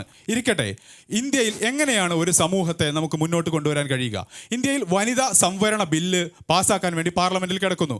അതിൽ അധികാര പങ്കാളിത്തത്തിന് മുസ്ലിം സ്ത്രീക്ക് ഉപസംവരണം നൽകുന്നതിനെ കുറിച്ച് BJPയുടെ നിലപാട് എന്താണ്? ഭരണകൂടം നടത്തുന്ന സ്ത്രീ വിരുദ്ധ നിലപാടുകളുടെ പേരിൽ നടക്കുന്ന ഇത്തരം സമീപനങ്ങളിൽ ഒന്നും ഒരു പരിഹാരവും മുതലക്കണ്ണീരെന്ന് സാരം. ഇവിടെ 10,000-കണക്കിൽ മുസ്ലിങ്ങളെ കൊന്നു എന്ന് പറയുന്നു. ആരോപണങ്ങൾ ധാരാളം ഉണ്ടാകാം. ഞങ്ങളെ ഭരിക്കുന്ന സംസ്ഥാനങ്ങൾ ഗുജറാത്തിൽ പിന്നീട് എല്ലാ വർഷവും എത്ര കലാപം ഉണ്ടാകുന്നു ഗുജറാത്തിൽ കേന്ദ്ര ഗവൺമെന്റ് അധികാരത്തിൽ വരുന്നതിന് മുമ്പും മോഡി അധികാരത്തിൽ വരുന്നതിന് മുമ്പും എത്ര കലാപങ്ങൾ ഉണ്ടാകുന്നു ഗുജറാത്തിൽ? ഒരു വർഷത്തിൽ എത്ര കലാപം ഉണ്ടാകും? കലാപങ്ങൾ ഉണ്ടായിട്ടില്ല. മോഡി അധികാരത്തിൽ വന്നതിന് ശേഷം ഒറ്റ വർഗീയ കലാപം ഉണ്ടായി എന്ന് പറയാൻ സാധിക്കും? നേരെ വെച്ച് കോൺഗ്രസ് ഭരിക്കുമ്പോഴാണ് ഇന്ത്യ രാജ്യത്ത് വർഗീയ കലാപങ്ങൾ ഉണ്ടായത്. ഇവിടെ യഥാർത്ഥത്തിൽ മുസ്ലിങ്ങൾക്ക് ഇസ്ലാമിക നിയമം അംഗീകരിക്കാത്ത ഈ വിഷയത്തെ ഇതെങ്ങനെ കയറി വന്നു എന്ന് അന്വേഷിക്കുമ്പോൾ മനസ്സിലാകുന്നത് 125 കോടിയോളം ജനങ്ങൾ ജീവിക്കുന്ന ഒരു രാജ്യത്ത് വളരെ കുറഞ്ഞ ആളുകൾ മാത്രമേ ഇത് ചെയ്യുന്നുള്ളൂ. ബാക്കിയുള്ളവരെല്ലാം നിയമപരമായി ജീവിക്കുന്നു. നിയമങ്ങൾ മറികടക്കുന്ന ഒരു പ്രാകൃത സമൂഹത്തിൻ്റെ ഒരു ഇടപെടലായിട്ടല്ലേ ഇത് കാണാൻ വേണ്ടി പറ്റുന്നത്? Very good question. നോക്കൂ മൗലവി, ഇത് തന്നെയാണ് പ്രശ്നം. ഇത് വളരെ ന്യൂനപക്ഷം ആളുകൾ മാത്രം ചെയ്യുന്ന, അങ്ങ് നേരത്തെ പറഞ്ഞതുപോലെ ഖുറാനിലില്ലാത്ത പ്രമാണവിരുദ്ധമായ കാര്യമാണ്. ആ പ്രമാണവിരുദ്ധമായ കാര്യം ഇനി ചെയ്യാൻ പാടില്ലെന്ന് സുപ്രീം കോടതി വിധി വന്നാൽ പ്രശ്നം അവസാനിക്കുകയും ചെയ്യും. അതല്ലേ വേണ്ടു? അതുകൊണ്ടാണ് മുഖ്യധാര ഇസ്ലാമിക സംഘടനകൾ ഒരു നിർദ്ദേശം വെക്കുന്നത്. നേരത്തെ ഇവർ പറഞ്ഞതിൻ്റെ ഒരു പരിഹാരം കൂടിയാണ്. പേഴ്സണൽ ലോ എന്തിനെ പ്രതിനിധീകരിക്കുന്നു, അതിന് ഭരണഘടനാപരമായ പദവി ഉണ്ടോ, അതിനാ മറുപടി പറയുന്നത്. അതായത് മുസ്ലിങ്ങളുടെ ഇപ്പം ഇദ്ദേഹം സൂചിപ്പിച്ച പോലെ ഖുർആനോ സുന്നത്തോ പഠിപ്പിക്കാത്ത രൂപത്തിൽ അത് ദുരുപയോഗപ്പെടുത്തുകയും ദുർവ്യാഖ്യാനിക്കുകയും ചെയ്തുകൊണ്ട് അതിൻ്റെ ഇരകളായി തീരുന്ന സ്ത്രീകളാവട്ടെ പുരുഷന്മാരാവട്ടെ, ആ വിഷയം പരിഷ്കരണം ആവശ്യമുള്ളത് പരിഷ്കരിക്കാനും ലൂപ്പ് ഹോളുകൾ അടക്കാനുമൊക്കെയുള്ള നിർദ്ദേശം സുപ്രീം കോടതി ഈ മുസ്ലിങ്ങളുടെ പ്രതിനിധികൾക്ക് കൊടുക്കട്ടെ. പേഴ്സണൽ ലോ ബോർഡ് എന്ന് പറഞ്ഞാൽ കേരളത്തിലല്ല, ഇന്ത്യയിലെ മിക്കവാറും മുഖ്യധാര ഇസ്ലാമിക സംഘടനകളുടെ ഒക്കെ പ്രതിനിധികളുടെ ഔദ്യോഗികമായ ബോഡിയാണ്. ആ ബോഡിയോട് ഇതിന് പരിഷ്കരണം നിർദ്ദേശിക്കാൻ കർശനമായ നിർദ്ദേശം പിന്നെ സുപ്രീം കോടതി കൊടുക്കട്ടെ. അങ്ങനെ പരമാവധി മുസ്ലിങ്ങൾക്ക് ലോപ്പ് ഹോൾ ഇല്ലാത്ത ദുരുപയോഗപ്പെടുത്താൻ പറ്റാത്ത രൂപത്തിലുള്ള ഒരു ലോ പരിഷ്കരണം, വ്യക്തി നിയമ പരിഷ്കരണത്തിന് ഔദ്യോഗികമായി ഏൽപ്പിച്ചാൽ സുന്ദരമായ ദിവസങ്ങൾക്കുള്ളിൽ അത് തയ്യാറാക്കിയാണ് കൊടുക്കും. That's great. V P Suhara, നോക്കൂ, ഇതല്ലേ വേണ്ടൂ? അത് ഞാൻ നേരത്തെ പറഞ്ഞല്ലോ, നിയമത്തെ വിശ്വസിക്കുന്നില്ല. പക്ഷേ ഒരുപാട് സ്ത്രീകൾ ഇത് എല്ലാ കാലവും, ഞാൻ നേരത്തെ ഒരു കാര്യം കൂടി പറയാം. ഞാൻ മലപ്പുറത്ത് പോയപ്പോഴേ അവിടെ ഒരു കോടതിൻ്റെ ഒരു വക്കീലിൻ്റെ ഓഫീസിൽ പോയപ്പോൾ 141 കേസുണ്ട് ഇതേപോലെ വിവാഹമോചനം ചെയ്തിട്ട്, മുത്തലാഖ് ചെയ്തിട്ട്. അവർ പിന്നെ ഡൊമസ്റ്റിക് വയലൻസ് ആക്ടിലും മറ്റേതിലും ഒക്കെ പോയിട്ടുള്ള കേസുകൾ. ഇപ്പോൾ എൻ്റെ കൂടെ വരാൻ നിന്ന കുട്ടി കോടതിയിലാണുള്ളത്. ഇങ്ങനെ അതുപോലെ തന്നെ പാലക്കാട്ടിലെ ഒരു ലിസ്റ്റ് എൻ്റെ കയ്യിലുണ്ട്. അപ്പോൾ ഇത് പിന്നെ കേരളത്തിൽ വിവാഹമോചനം ഇല്ല, മുത്തലാഖ് ഇല്ല എന്ന് പറയുന്നതിനോട് ഇതൊക്കെ വെച്ചുകൊണ്ട് തന്നെ ആധികാരികമായി തന്നെയാണ് ഞാൻ പറയുന്നത്. ഇതിൽ എനിക്ക് യോജിപ്പില്ല. ഞാൻ പറയുന്നത് ഒരു സംശയം കൂടി ഇസ്മായിൽ മൗലവി, ഇതൊരു വലിയ പ്രശ്നമാണ്. ഇത് കേരളത്തിലെ ന്യൂനപക്ഷമായ ചില കുടുംബങ്ങളിലെങ്കിലും സംഭവിക്കുന്ന ഈ അനീതി എന്തുകൊണ്ടാണ് മുസ്ലിം സംഘടനകൾക്ക് കാണാൻ പറ്റാതെ പോകുന്നത്? ചെറുതായിരിക്കാൻ നമ്പർ, പക്ഷേ ആ നമ്പറുണ്ട്. മുസ്ലിം സംഘടനകൾ കാണുകയും പ്രതികരിക്കുകയൊക്കെ ചെയ്യുന്നത്. സംഘടനകൾക്ക് ഒരിക്കലും അധികാരത്തിൻ്റെ ദണ്ട് കയ്യിലില്ല. അതുകൊണ്ട് എന്തെല്ലാം നിയമങ്ങൾ ഉണ്ടായാലും എത്ര ശക്തമായ സംഘടന ഉണ്ടായാലും ഒക്കെ ദുരുപയോഗപ്പെടുത്തും. പക്ഷേ കേഡർ സ്വഭാവമുള്ള സംഘടനകൾക്കിടയിൽ, നേതൃത്വത്തിൽ ശക്തമായ പിടുത്തമുള്ള സംഘടനകളുടെ അനുയായികൾക്കിടയിൽ ഇമ്മാതിരി യാതൊരു അലമ്പും ഉണ്ടാകുന്നില്ല എന്ന് വളരെ വ്യക്തമാണ്. സ്ത്രീ വിരുദ്ധമാണ്, മനുഷ്യത്വ വിരുദ്ധമാണ്, ഞാൻ യോജിക്കുന്നു. അതേസമയം ഞാൻ പറയുന്നു മുത്തലാഖ് പുരുഷ വിരുദ്ധം കൂടിയാണ്. ഒരു ഉദാഹരണം ഞാൻ പറയാം. എൻ്റെ അടുത്ത് ഒരു വർഷം മുമ്പ് ഒരു മാന്യ സ്നേഹിതൻ, എൻ്റെ ഒരു കക്ഷി വന്നിട്ട് പറയാണ്, അദ്ദേഹം നേരത്തെ വളരെ ഒരു വൈകാരികമായ സന്ദർഭത്തിൽ അദ്ദേഹം തൻ്റെ ഭാര്യയെ തലാഖ് ചൊല്ലിയിരുന്നു. തലാഖ് ചൊല്ലി മാത്രമല്ല കുറച്ച് കാലങ്ങൾ കഴിഞ്ഞു. പക്ഷേ അദ്ദേഹം പിന്നീട് എൻ്റെ അടുത്ത് വന്നിട്ട് പറയാണ്, എനിക്ക് എൻ്റെ ഭാര്യനെ തിരിച്ചു കിട്ടണം, എൻ്റെ മോനെ കാണാൻ കൊതിയാവുന്നു. മൂന്നും കഴിഞ്ഞിട്ടാണ് ഞാൻ മുത്തലാഖ് ചൊല്ലിയ ഒരു കാര്യം പറയുന്നത്. മുത്തലാഖ് ചൊല്ലിയ ഉടനെ അദ്ദേഹത്തിന് ഒരു മാസം കഴിഞ്ഞപ്പോൾ അദ്ദേഹത്തിന് വീണ്ടും വിചാരമുണ്ടായി. പക്ഷെ ദൗർഭാഗ്യവശാൽ അദ്ദേഹത്തെ പല ആളുകളും ഇടപെട്ട് തടഞ്ഞു. ചടങ്ങ് കല്യാണം വേണ്ടി വന്നു. ഈ ചടങ്ങ് കല്യാണം വളരെ പ്രാകൃതമായ ഒരു സംഭവമാണ്. ഇപ്പൊ 1400 വർഷങ്ങൾക്ക് മുമ്പ് എന്തൊക്കെയോ ഉണ്ട്, അതൊക്കെ ഇവിടെ നടത്തണം എന്ന് പറഞ്ഞാല് അങ്ങനെയാണെങ്കിൽ മറ്റു പല കാര്യങ്ങളും നമുക്ക് നടത്തേണ്ടി വരും.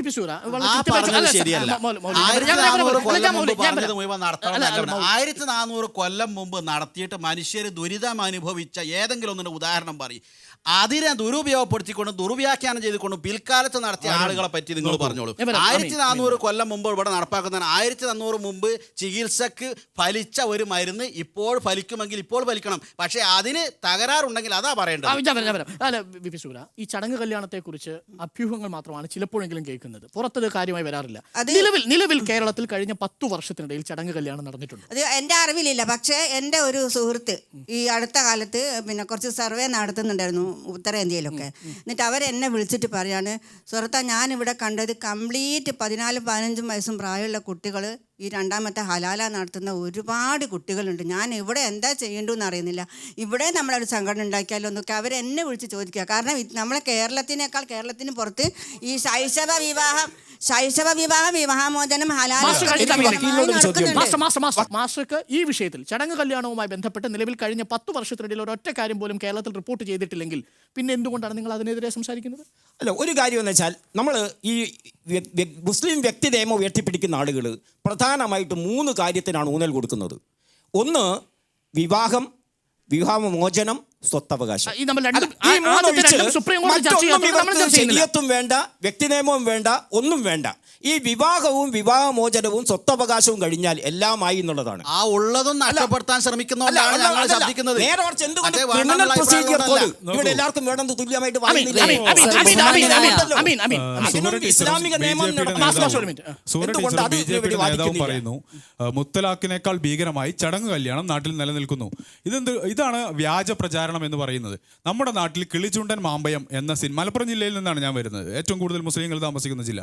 കിളിചുണ്ടൻ മാമ്പയം എന്ന സിനിമയിലല്ലാതെ ചടങ്ങു കല്യാണം എന്നത് ഇന്ത്യയിൽ എവിടെയും റിപ്പോർട്ട് ചെയ്യപ്പെടുന്നതായി കാണുന്നില്ല. പക്ഷെ അതേസമയം അതാണ് മുസ്ലിം സ്ത്രീകൾ അനുഭവിക്കുന്ന ഏറ്റവും വലിയ പ്രശ്നം എന്ന രീതിയിൽ നടത്തുന്ന പ്രചാരണങ്ങൾ ശരിയല്ല. നടക്കുന്നത് ഒരു സ്ത്രീയും ഒരിക്കലും ഒരു ഭർത്താവിനെ മൊഴി ചൊല്ലിയിട്ട് വേറെ ഒരുത്തന്നെ കല്യാണം കഴിഞ്ഞിട്ട് പിന്നെ ഇയാളടുത്ത് പോകണമെന്ന് ആഗ്രഹിക്കില്ല.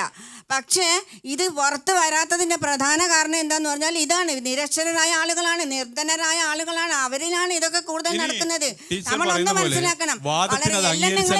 വ്യാജം എന്ന് പറഞ്ഞിട്ടൊന്നും പറയണ്ട. ഇതൊക്കെ പലയിടത്തും ഞാൻ പറഞ്ഞ എന്റെ വിശ്വസ്തയായ ഒരു സ്ത്രീ അവിടെ സർവേ നടത്തുന്ന പെൺകുട്ടി എന്നോട് പറയുന്നത്. ശരി, വി പിയുടെ വാദം അംഗീകരിച്ചാൽ തന്നെയും, വാദത്തിന് വേണ്ടി അംഗീകരിച്ചാൽ തന്നെയും ചടങ്ങ് കല്യാണം ആ അർത്ഥത്തിൽ അപരിഷ്കൃതമല്ലേ? തീർച്ചയായിട്ടും കാലഹരണപ്പെട്ടതും അപരിഷ്കൃതവുമാണെന്ന് മാത്രമല്ല, അതിന് കാലഹരണപ്പെട്ടതെന്ന് പറയാൻ പാടില്ല. അങ്ങനെ ഒരു സംഭവത്തെ തന്നെ നബി സല്ലല്ലാഹു അലൈഹി വസല്ലം നിരാകരിച്ചിട്ടുണ്ട്. അത് ഉമർ റളിയല്ലാഹുവിന്റെ കാലഘട്ടത്തിൽ ഇങ്ങനെ ഒരു സംഭവം ഉണ്ടായിരുന്നു. ഈ കക്ഷിയുമായി കൊണ്ടുവന്നു ഒരാൾ വിവാഹമോചനം ചെയ്ത ഭാര്യയെ ചടങ്ങിന് വേറൊരാൾ കല്യാണം കഴിച്ചു. ഈ കക്ഷിയെ ഉമറിന്റെ കോടതിയിലേക്ക് കൊണ്ടുവന്നു. അപ്പോൾ ഉമർ അദ്ദേഹത്തോട് ചോദിച്ചു, നീ ഈ ഭാര്യയെ വിവാഹമോചനം ചെയ്യുമോ എന്ന്. അദ്ദേഹം പറഞ്ഞു ഇല്ല. വീണ്ടും 3 പ്രാവശ്യം ചോദിച്ചു, ചെയ്യുമോന്ന്. അദ്ദേഹം പറഞ്ഞു ഇല്ലെന്ന്. അങ്ങനെ എന്നിട്ട് ഉമർ പറഞ്ഞത് എന്താണ്?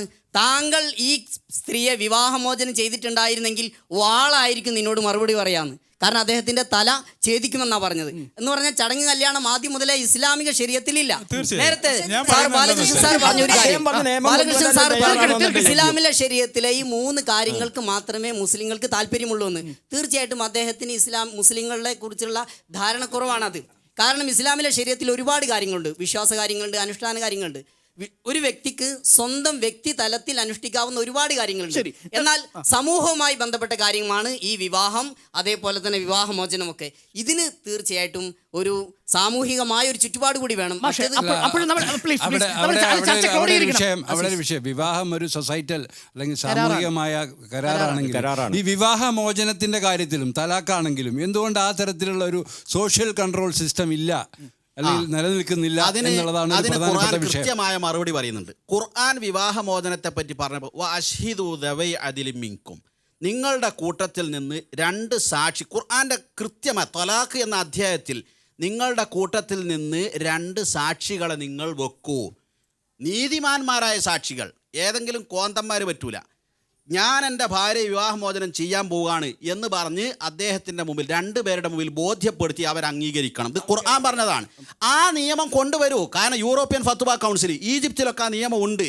മുത്തലാഖിനെ സംബന്ധിച്ച് 3 തലാഖും ചൊല്ലിയാൽ ഒന്നേ സംഭവിക്കുമെന്ന് ഈജിപ്ഷ്യൻ നിയമം ലോകത്തെ ഏറ്റവും വലിയ ഇസ്ലാമിക സർവകലാശാലയുള്ള അസ്ഹർ യൂണിവേഴ്സിറ്റിയുള്ള പണ്ഡിതന്മാർ അംഗീകരിച്ച ബോഡി തീരുമാനിച്ച അത്തരം പരിഷ്കരണങ്ങൾ വരുത്താൻ സുപ്രീം കോടതി പേഴ്സണൽ ലോവിനെ ഏൽപ്പിക്കട്ടെ. സംഘപരിവാറിന്റെ രാഷ്ട്രീയമാണോ, യൂണിഫോം സിവിൽ കോഡ് ഒളിച്ചു കടത്താനുള്ള ആയുധമാണോ മുത്തലാഖിന്റെ വിവാദമെന്ന് കേരള സമിറ്റ് അന്വേഷിക്കുന്നു. ഇടവേളയ്ക്ക് ശേഷം മുത്തലാഖിന് തലാഖോ, കേരള സമിറ്റ് ഇടവേളയ്ക്ക് ശേഷം ചർച്ച തുടരുകയാണ്. എനിക്ക് മൗലവിയോടുള്ള ഒരു ചോദ്യം. നമ്മൾ ഈ പറഞ്ഞ കാര്യങ്ങളിലെല്ലാം ഒരു ചോദ്യം വളരെ പ്രസക്തമായി ഇപ്പോഴും ഉത്തരം കിട്ടാതെ കിടക്കുന്നുണ്ട്. കോടതി തന്നെ ചോദിച്ച ചോദ്യമാണ്. നിലവിലുള്ള മുത്തലാഖ് വ്യവസ്ഥയിൽ സ്ത്രീയുടെ അഭിപ്രായം അറിയുന്നതിന് സാധ്യതയുണ്ടോ? ഇപ്പോൾ ചിലയിടങ്ങളിൽ ഫസ്ക് എന്ന് പറയുന്നുണ്ട്, ചിലയിടങ്ങളിൽ ഖുല്ല എന്ന് പറയുന്നുണ്ട്, സ്ത്രീക്ക് വിവാഹമോചനം ചെയ്യാനുള്ള സാധ്യത. പക്ഷേ തലാഖിൽ എവിടെയെങ്കിലും സ്ത്രീക്ക് അവളുടെ അഭിപ്രായം മുന്നിലേക്ക് വയ്ക്കാനുള്ള അവസരമുണ്ടോ? അതിപ്പോൾ മുസ്ലിം പേഴ്സണൽ കൂടെ പറയുന്ന അവരുടെ അഭിപ്രായം കൂടി ഇവിടെ നമ്മൾ മനസ്സിലാക്കേണ്ടത്, വിവാഹബന്ധം വേർപെടുത്തണമെന്ന ചിന്ത ഒന്നുകിൽ പുരുഷൻ്റെ ഭാഗത്തുനിന്ന് അല്ലെങ്കിൽ സ്ത്രീയുടെ ഭാഗത്ത്. ഇതിന് രണ്ടിനും ഇസ്ലാമിൽ കൃത്യമായ മാർഗങ്ങളുണ്ട്. പുരുഷൻ്റെ ഭാഗത്തു നിന്നുള്ളതിന് തലാഖ് എന്ന് പറയുന്നു, സ്ത്രീയുടെ ഭാഗത്തു നിന്നുള്ളതിന് ഖുല് എന്ന് പറയുന്നു. ഒരു സ്ത്രീ തൻ്റെ ഭർത്താവിനോട് എന്നെ മോചിപ്പിച്ച് തരണം എന്ന് പറഞ്ഞാൽ ആ ഭർത്താവിന് നിർബന്ധമാണ് മോചിപ്പിച്ചു കൊടുക്കുക എന്നുള്ളത്. ആ ചോദിക്കുന്നത് അന്യായമാണെങ്കിൽ 1939 വിവാഹമോചന നിയമമുണ്ട്. പക്ഷെ അതും ഒരുപാട് കാലങ്ങളിൽ കോടതിയിൽ കയറി ഇറങ്ങേണ്ട ഒരു അവസ്ഥ വരുന്നുണ്ട്. ഇപ്പൊ ഞാൻ നേരത്തെ പറഞ്ഞ പ്രൊവിഷൻ ഉണ്ടെന്നറിയാലോ. പ്രൊവിഷൻ ഉണ്ട്. സ്ത്രീകൾക്ക് പക്ഷെ അതൊന്നും അല്ലല്ലോ ഇവിടെ പ്രാക്ടീസ് ചെയ്യുന്നത്. ഇവിടെ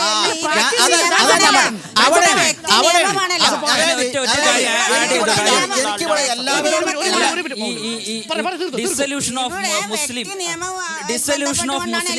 മാരേജ് ആക്ടിലെ പല പുതിയ അതിനകത്ത് കോഡിഫിക്കേഷൻ കൊണ്ടുവന്നിട്ട് ഇസ്ലാമിന്റെ തത്വങ്ങൾക്കും ഹദീസുകൾക്കും നബിചര്യകൾക്കും അനുസരിച്ച് ഒരു പുരുഷനും പിന്നീട് ഖേദിക്കാതിരിക്കൂല, വിവാഹ തട്ടിപ്പുകാരൊഴിച്ച് വിവാഹമോചനത്തിൽ. അപ്പൊ ഞാൻ പറഞ്ഞു വരുന്നത് അത് മാറ്റം കൊണ്ടുവരാൻ നേരത്തെ മൗലവി സൂചിപ്പിച്ചതുപോലെ ഞാൻ നേരത്തെ കഴിഞ്ഞ ജനുവരിയിൽ മുസ്ലിം പേഴ്സണൽ ലോ ബോർഡിലെ ഒരാളുമായിട്ട് സംസാരിച്ചു, ബഹുമാന്യനായ മെമ്പറുമായി സംസാരിച്ചു. നിങ്ങൾ എന്നാൽ ഇതിൻ്റെ അനോമലീസ് തീർക്കണം. മതത്തിൻ്റെ പേരിൽ നടക്കുന്ന അനാചാരങ്ങളെ നിങ്ങൾ ശക്തിയായി എതിർക്കുകയും പുതിയ നിയമനിർമ്മാണം കൊണ്ടുവരാൻ വേണ്ടിയിട്ട് നമ്മുടെ ബഹുമാന്യരായിട്ടുള്ള മുസ്ലിം ലോക്സഭാംഗങ്ങളെ കൂട്ടിയിട്ട് മുസ്ലിം പേഴ്സണൽ ലോ ബോർഡിലെ ആളുകൾ ഉൾക്കൊണ്ടുകൊണ്ടുണ്ട്. ഇതിൻ്റെ ഈ മുസ്ലിം സമുദായത്തിന് കേൾക്കേണ്ടിയിരുന്ന ആക്ഷേപം തീർക്കാനുള്ള നടപടിയെടുക്കുകയാണ് വേണ്ടത്. എന്ന് പറഞ്ഞ ഒരു സംഘടന തുടങ്ങിയിട്ട് 20 വർഷമായി. ഈ 20 വർഷവും ഞങ്ങൾ പറഞ്ഞുകൊണ്ടിരുന്നത് പിന്നെ ഇത് നമ്മളെ വ്യക്തി നിയമം കോഡിഫൈ ചെയ്യണമെന്നാണ്. പക്ഷേ ഇന്നിപ്പോൾ കോടതിയിൽ എത്തിയ സമയത്താണ് ഇവർക്കെല്ലാം ബോധം വരുന്നത്. കോടതിയിൽ എത്തേണ്ടി വന്നത് എന്തുകൊണ്ടാണ്?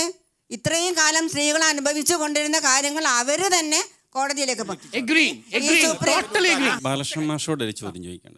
ഇന്ത്യയിൽ ക്രിസ്ത്യൻ വ്യക്തി നിയമമുണ്ട്, ഹിന്ദു വ്യക്തി നിയമം, ധാരാളം സിവിൽ നിയമങ്ങളുണ്ട്. അതിൽ ഈ മുസ്ലിം വ്യക്തി നിയമം മാത്രമാണ് പൊതുവെ ഇങ്ങനെ വലിയ ചർച്ചക്കും വിവാദങ്ങൾക്കൊക്കെ ഇടം കൊടുക്കുന്നത്. അതിന്റെ ഒരു സാങ്കത്യം എന്താണ് സർ? ബാക്കി എല്ലാ ക്രിസ്ത്യൻ നിയമങ്ങളും ഹിന്ദു നിയമങ്ങളും ഇന്ത്യയിൽ ഏകീകരിച്ചിട്ടുണ്ട്.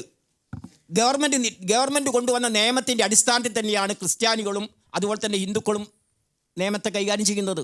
നേരെ മറിച്ച് മുസ്ലിം വിഭാഗത്തിൽ മാത്രമാണ് ഈ വ്യക്തി നിയമത്തിന്റെ മുകളിൽ മാത്രം പിടിച്ചു നിൽക്കുന്നത്. ഹിന്ദു വ്യക്തി നിയമത്തിലും ഒരുപാട് പ്രശ്നങ്ങളുണ്ട് സ്ത്രീകളെ സംബന്ധിച്ചിടത്തോളം. അതിനൊന്നും ആരും ചർച്ച ചെയ്യപ്പെട്ടിട്ടില്ല. ശബരിമല ചർച്ച ചെയ്യുന്നുണ്ട്,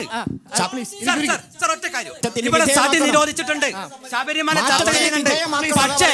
പക്ഷേ മുസ്ലിം മതത്തിന്റെ ഒരു കാര്യം ചർച്ച ചെയ്യുമ്പോ അത് മൊത്തം പ്രശ്നമാക്കിയെടുത്ത് സമരങ്ങൾ ചെയ്യുമ്പോഴാണ് ഇത് വലിയ ചർച്ചയായി മാറുന്നത്.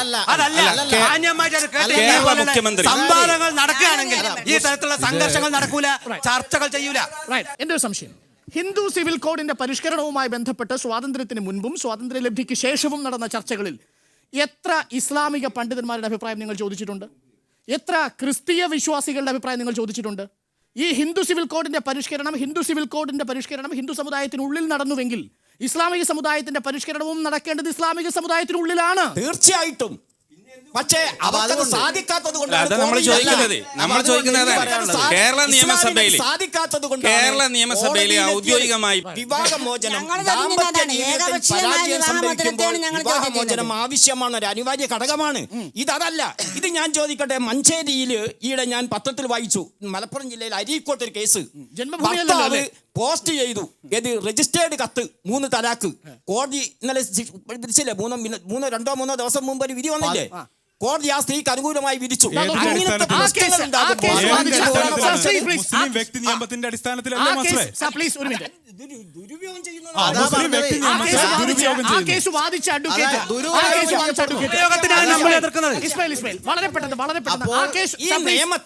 ഈ മുത്തലാഖും അതുപോലെ തന്നെ ഈ വ്യക്തി നിയമത്തെയും ദുരുപയോഗം ചെയ്യുന്നു. അതിന് വ്യക്തികളെ സൃഷ്ടിച്ചുകൊണ്ടല്ലാതെ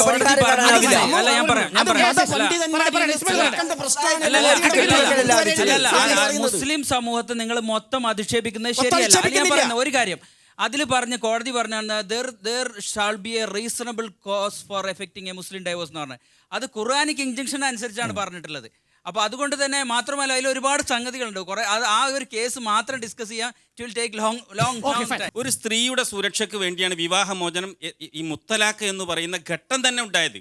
സമ്മതിച്ചു. അതുകൊണ്ട് സ്ത്രീയുടെ സുരക്ഷയാണ് ആ നിയമത്തിൽ. അപ്പോഴും സർ, നമ്മൾ ഇതുവരെ ചർച്ച ചെയ്തതുപോലെ ഒറ്റത്തവണയായി 3 തലാഖ് ചൊല്ലി അത് ഒറ്റത്തവണയായി കണക്കാക്കുന്ന രീതി ഉണ്ടല്ലോ, 3 തവണയായി കണക്കാക്കുന്ന രീതി, അത് അവസാനിപ്പിക്കണമെന്ന് താങ്കൾക്ക് അഭിപ്രായമില്ലേ? അതെ, അത് ഇസ്ലാമിക നിയമം സ്ത്രീക്കും അതുപോലെ തന്നെ മനുഷ്യർക്കും അനുകൂലമായ നിയമമാണ്. പക്ഷെ ഇത് രാഷ്ട്രീയവൽക്കരിക്കുകയും മറ്റ് ചില താല്പര്യങ്ങൾക്ക് വേണ്ടി അതാണ് ഞാൻ ചോദിച്ചത്. ഇന്ത്യയിൽ എത്രയോ സിവിൽ നിയമങ്ങളുണ്ട്.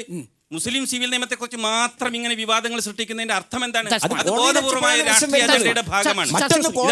അതും ചർച്ചാ വിഷയമാകും. നേരത്തെ ശബാനു കേസ് ചർച്ചാ വിഷയമായി. എന്താ കാര്യം? ഇസ്ലാമിക ഇവർ രണ്ടുപേരും ചൂണ്ടിക്കാണിക്കുന്ന ഉദാഹരണങ്ങളോ ഒരിക്കലും ഞങ്ങൾ നിഷേധിക്കുന്നില്ല. അതൊക്കെ വസ്തുനിഷ്ഠമാണ്, ശരിയാണ്. പക്ഷേ ആ ഉദാഹരണങ്ങൾ വെച്ചുകൊണ്ട് സോപ്പിൻ്റെ പരസ്യം കണ്ടുകൊണ്ട് സോപ്പിനെ നിങ്ങൾ കണക്കാക്കുന്നു. മരുന്ന് ആളുകൾ ദുരുപയോഗപ്പെടുത്തുന്നത് കണ്ടുകൊണ്ട് നിങ്ങൾ ആ മരുന്നിനെ കുറ്റം പറയുന്നു, ഡോക്ടറെ കുറ്റം പറയുന്നു. ആ കാര്യത്തെയാണ് നമ്മൾ എതിർക്കുന്നത്. വിവാഹമോചനം കോടതി മുഖേന രണ്ടുപേരുടെയും സമ്മതത്തോടു കൂടി ചെയ്യണമെന്നാണ് എൻ്റെ അഭിപ്രായം. നിയമപരമായി സെക്യുലർ നിയമത്തിൽ തന്നെ സ്ത്രീക്ക് കൺസെന്റ് എന്ന് പറയുന്നത് സാധ്യമല്ല. കേൾക്കണമെന്നേ നമുക്ക് പറയാൻ കഴിയുള്ളൂ. ഡിവോഴ്സ് ഒന്നെങ്കിൽ പുരുഷൻ അല്ലെങ്കിൽ സ്ത്രീയാണ് കോടതിയെ സമീപിച്ചാലും ആവശ്യപ്പെടുക. മ്യൂച്വൽ കൺസെന്റോട് കൂടി മാത്രമേ നാട്ടിൽ വിവാഹമോചനം നടക്കാവൂ എന്ന് പറഞ്ഞാൽ എല്ലാ തരം വിവാഹമോചന നിയമങ്ങളും അതിനെതിരായ രീതിയിലാണുള്ളത്. മാത്രമല്ല, ലൈംഗിക ശേഷി ഒട്ടുമില്ലാത്ത ഒരു ഭാര്യയുടെ ജൈവ ആവശ്യത്തിന് ഭർത്താവ് പ്രാപ്തനല്ലാത്ത, അയാളുടെ ആകാര സൗഷ്ഠവം കണ്ട് പറ്റിച്ച ഒരു ഭർത്താവിനെ, അല്ലെങ്കിൽ മാനസിക രോഗിയായ ഭർത്താവിനെ ഒഴിവാക്കുന്ന കാര്യം, ഇങ്ങനെയുള്ള കാര്യമൊക്കെ കോടതിയിൽ പോയി കാത്തു കെട്ടി കോടതി വരുന്നവരെ കാത്തിരിക്കണമെന്ന് പറയാം. നമ്മുടെ നാട്ടിൽ എത്ര ലക്ഷക്കണക്കിന് കോടതികളിൽ കേസ് കെട്ടി കിടക്കുന്നത്. അതുവരെ ഈ ഭാര്യയ്ക്ക് മറ്റൊരു വിവാഹത്തിന്റെ അവസരം നിഷേധിക്കണമെന്നാണോ പറയുന്നത്? അതോ സുതാര്യമായി അത് അതിനേക്കാൾ പ്രധാനപ്പെട്ട പ്രശ്നം ദേശീയ ന്യൂനപക്ഷങ്ങൾക്ക് ഭരണഘടനാദത്തമായ ഈ അവകാശങ്ങൾ സംരക്ഷിക്കപ്പെടണമോ വേണ്ടയോ എന്നുള്ളതാണ്. അതിനെ മറികടക്കാനുള്ള ഉപായങ്ങളാണ് യഥാർത്ഥത്തിൽ ഇപ്പോൾ കേന്ദ്ര ഗവൺമെന്റും ഒക്കെ കൊണ്ടുവരുന്നത്. നമ്മൾ ഈ ചർച്ചയിൽ ശ്രീ മൗലവി പറഞ്ഞതുപോലെ ഈ ചർച്ചയിൽ ഇതുവരെ എത്തിച്ചേരുന്ന ധാരണ 3 കാര്യങ്ങളിലാണ്. ഒന്ന്, നിലവിൽ സുപ്രീം കോടതിയുടെ വിധി നമ്മൾ ആഗ്രഹിക്കുന്നത്, അങ്ങനെയാണെങ്കിലും അല്ലെങ്കിൽ നമുക്ക് അനുസരിക്കുക നിവൃത്തിയില്ല. സുപ്രീം കോടതിയുടെ വിധി പ്രകാരം All India Muslim Personal Law ബോർഡിനോട് ഇത്തരം വിഷയങ്ങൾ പരിഷ്കരിക്കാൻ ആവശ്യമായ നിർദ്ദേശങ്ങൾ കൊടുക്കാം. 3 തവണയായി തലാക്ക് ചൊല്ലി അത് പൂർണ്ണമായും വഴിവിരിയിപ്പിക്കുന്ന ഒരു ഏർപ്പാട് അവസാനിപ്പിക്കുകയും അതിന് സമയബന്ധിതമായ ഖുറാനിൽ പറയുന്നത് പോലെയുള്ള പരിഷ്കരണം ഏർപ്പെടുത്താൻ പറയാം. ഇത്തരത്തിൽ പരിഷ്കരണക്ഷമമാക്കേണ്ടതുണ്ട് എന്നത് മാത്രമല്ലേ നമുക്ക് ആഗ്രഹിക്കാനാകൂ? അതെ, പക്ഷേ സുപ്രീം കോടതിയുടെ വിധി ഏത് വിധത്തിലായാലും അത് ഭരണഘടനാ പ്രശ്നങ്ങൾ ഉണ്ടാക്കും. തീർച്ചയായിട്ടും. നിലവിലുള്ള ചില അനാചാരങ്ങൾ ചില ആളുകളുടെ വഴിവിട്ട ആചാരങ്ങളാണ്. അതിന് മതപരമായ സാധുത ഇല്ല എന്നല്ലേ മനസ്സിലാക്കേണ്ടത്? തീർച്ചയായിട്ടും അത് മതം ഒരിക്കലും ഉത്തരവാദിയല്ല. അതുകൊണ്ട് എനിക്ക് വിമർശകരോട് പറയാനുള്ളത്, നിങ്ങൾ വിമർശിക്കുന്നതിന് മുമ്പ് ഇതിൻ്റെ ആധാരം എന്താണെന്നും അടിസ്ഥാനം എന്താണെന്നും നിങ്ങളൊന്ന് പരിശോധിച്ച് നോക്കൂ. അങ്ങ് പറഞ്ഞതുപോലെ പുരുഷൻ എടുക്കുന്ന അതേ അവകാശത്തോടു കൂടി സ്ത്രീക്കും ആ വിവാഹമോചിതയാവാനുള്ള അവകാശം നിലവിലുള്ള 1939 വിവാഹമോചന നിയമത്തിൽ ഉണ്ട് താനും. അങ്ങനെയാണോ മനസ്സിലാക്കുന്നത്? സ്ത്രീക്കും പുരുഷനെ എടുക്കാവുന്ന അതേപോലെ തന്നെ. ഇപ്പൊ പുരുഷന് ലൈംഗിക ശേഷി ഇല്ലെങ്കിൽ സ്ത്രീക്ക് ലൈംഗിക ശേഷി ഇല്ലെങ്കിൽ പുരുഷന്. തീർച്ചയായിട്ടും മാരേജ് ആക്ട് നോക്കിയിട്ടുണ്ടെങ്കിൽ ഒരു സ്ത്രീക്ക് വിവാഹബന്ധം വേർപെടുത്തി തരാനുള്ള ഒരുപാട് നിബന്ധനകൾ എണ്ണി പറഞ്ഞ കൂട്ടത്തിൽ ആ കാര്യം എഴുതി വെച്ചിട്ടുണ്ട്. ഒരു സ്ത്രീയെ ഭർത്താവിനെ സുഖമില്ലാഞ്ഞാലോ മറ്റോ എത്രയോ കാലം അവർ ശുശ്രൂഷിച്ച് നടക്കണം. ഇത് ഏത് പ്രകാരമാണ്? ഇപ്പോൾ ഞാൻ മനസ്സിലാക്കിയിടത്തോളം മൗലവി പറഞ്ഞത് ശരിയാണെങ്കിൽ നിലവിലുള്ള സംവിധാനത്തിൽ അത് വേണ്ട. മാറാരോഗം ബാധിച്ച പുരുഷനിൽ നിന്ന് ഡിവോഴ്സ് വാങ്ങിക്കുക എന്നുള്ളത് ഇന്ത്യയിലെ നിയമപ്രകാരം സ്ത്രീക്ക് ഡിവോഴ്സ് കിട്ടാനുള്ള ഒരു ഗ്രൗണ്ടായി നിയമത്തിൽ എഴുതി വെച്ചിരിക്കുകയാണ് ഇങ്ങനെ പറയുന്നത്. ശരീരത്തിന്റെ കാര്യത്തിൽ അത് ഇസ്ലാമിക ശരീരത്തിലും അങ്ങനെ തന്നെയാണ്. ഇസ്ലാമിക ശരീരത്തിലും അങ്ങനെ തന്നെയാണ്. ഇതിപ്പോ അവര് മൊഴിചൊല്ലുന്നത് ഇസ്ലാമിക ശരീരത്തിനെ കുറിച്ച് വളരെ ആധികാരികമായി പറയാൻ അതിന് പണ്ഡിതന്മാർ തന്നെ പറയണം, അല്ലെങ്കിൽ ചർച്ച പല രൂപത്തിലേക്കും പോകും. പണ്ഡിതന്മാർ മാത്രം അനുഭവസ്ഥർ എന്ത് ചെയ്യും? ഞാനൊരു വിക്ടിമാണ്. ഞാൻ അനുഭവിച്ച പ്രയാസങ്ങൾ ഞാൻ ഇന്ന് എന്റെ കൂട്ടത്തിലുള്ള സഹോദരികളെ ഒക്കെ ഞാൻ കാണുന്നുണ്ട്. അപ്പൊ ആ വ്യക്തിനെ നമുക്ക് മനസ്സിലാക്കണ്ടേ? വെറും മൗലവിമാരെ മനസ്സിലാക്കിയാൽ മതിയോ? ഇതൊന്നും ഇല്ലാത്ത കഥയൊന്നല്ല. ഇവരൊക്കെ പറയുന്നുണ്ടല്ലോ ഇതെല്ലാം അവിശ്വസനീയമാണെന്ന്. ഇതൊക്കെ വെറുതെ പറയാണ്. നമ്മളിപ്പോ ഇങ്ങനെ ഒരു സംഘടന രൂപീകരിക്കാൻ തന്നെ കാരണം എന്തായിരുന്നു? എന്റെ ജീവിതത്തിലെ അനുഭവം ഞാൻ മറ്റനേകം സ്ത്രീകളുടെ കണ്ണീരാണ് ഞാൻ കാണുന്നത്.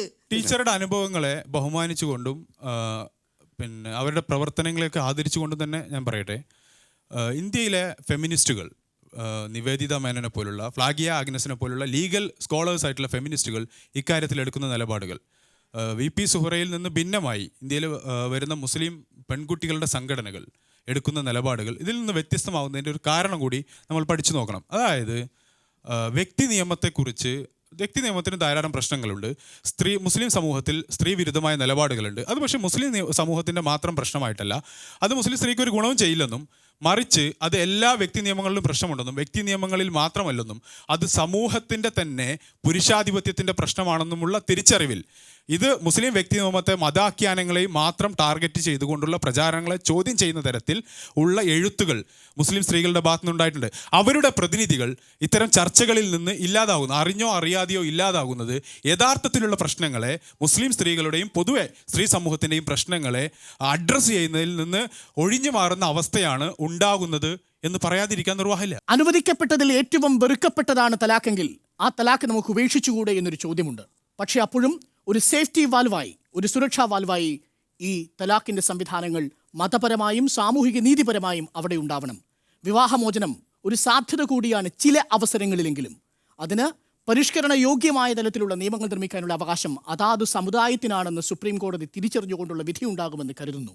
അല്ലാത്ത പക്ഷവും വിധി നമുക്ക് അനുസരിക്കേണ്ടതുണ്ട്. മതേതരത്വത്തെ തകർക്കുന്ന തരത്തിലുള്ള സംവിധാനങ്ങളാകരുതെന്ന് പ്രതീക്ഷിക്കുകയും ചെയ്യുന്നു. അല്ലേലും എവിടെയാണ് സ്നേഹം നടത്തം അവസാനിക്കുന്നത് അവിടെ നിയമം നടന്നു തുടങ്ങുമെന്നാണല്ലോ. Where love ends law begins എന്നാണ്. സ്നേഹം നടത്തം അവസാനിപ്പിക്കാതിരുന്നാൽ നിയമം നടത്തം തുടങ്ങേണ്ടി വരില്ല. അതുകൊണ്ട് നമുക്ക് സ്നേഹിച്ചുകൊണ്ടേയിരിക്കാം.